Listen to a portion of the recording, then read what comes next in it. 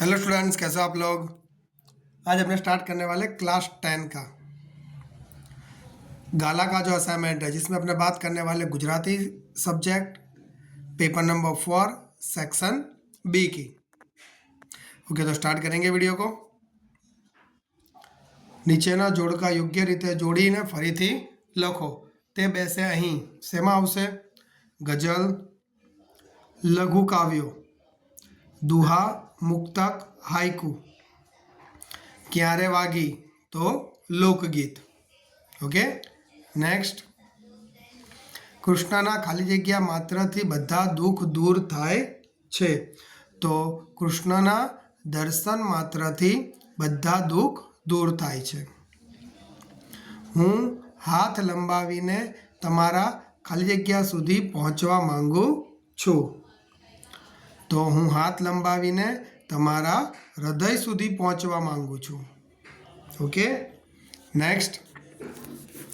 હાઇકુને 17 અક્ષર પણ કહે છે, તો આ વિધાન સાચું છે કે ખોટું? તો સાચું। હાથ પોતાનોય બીજો જાણવા પામે નહીં। આ કાવ્ય પંક્તિમાં કવિ પ્રગતિની ટોચે પહોંચવાની વાત કરે છે, તો શું કહેવામાં આવેલું છે આ વાક્યમાં?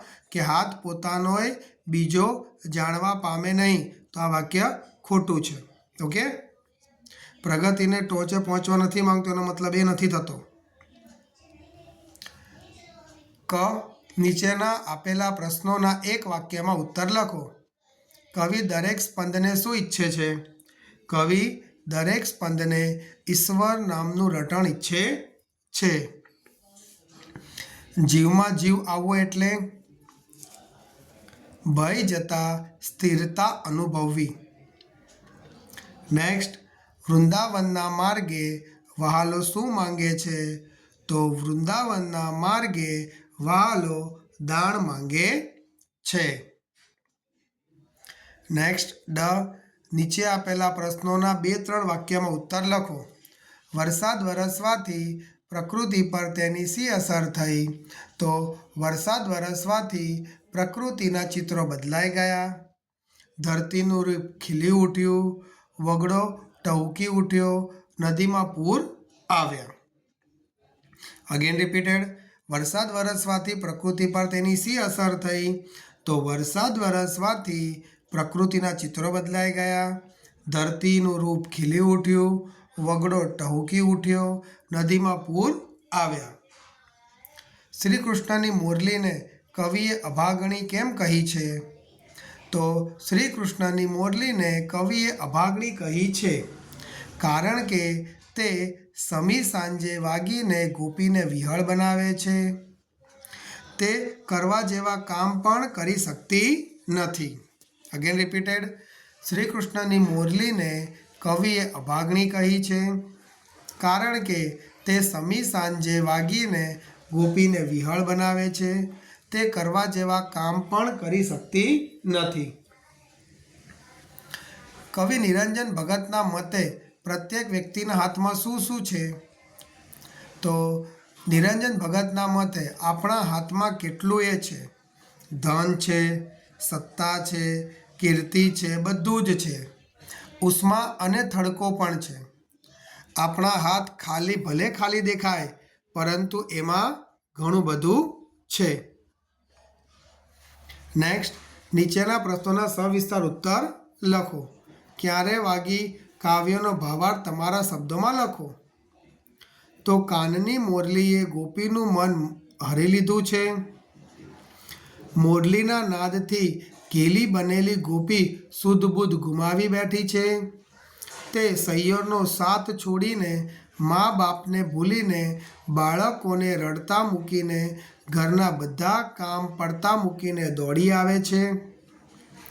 આ કાવ્યમાં ગોપીના પાત્ર દ્વારા સાચા ભક્તની ભાવના વ્યક્ત કરવામાં આવી છે। સાચા ભક્તનું એક જ લક્ષ્ય હોય છે, ઈશ્વર પ્રાપ્તિ। તે માટે તે સર્વસ્વ ત્યાગ કરે છે। અનન્ય ભક્તિ કોને કહેવાય એનો પરિચય આપણને આ વાક્ય કાવ્યમાં થાય છે। તે બેસે અહીં ગઝલના અંતિમ 2 શેરને આધારે આત્મનિરીક્ષણ અને પ્રામાણિકતા સમજાવો. દરેક વ્યક્તિએ આત્મનિરીક્ષણ કરવું જોઈએ. આપણું મન દર્પણ આપણને આપણો અસલ ચહેરો દર્શાવતું હોય છે.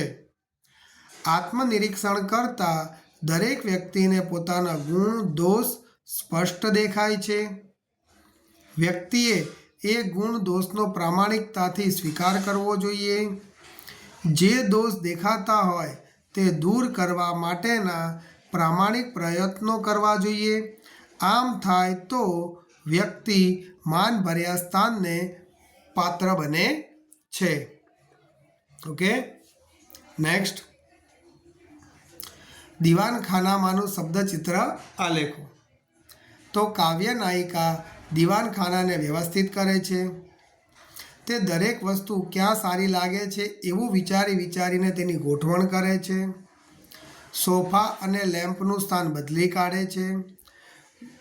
બારીના પડદા બદલી કાઢે છે અને જૂના ગાલીચાની જગ્યાએ વોલ ટુ વોલ નવી કાર્પેટ નખાવી દે છે.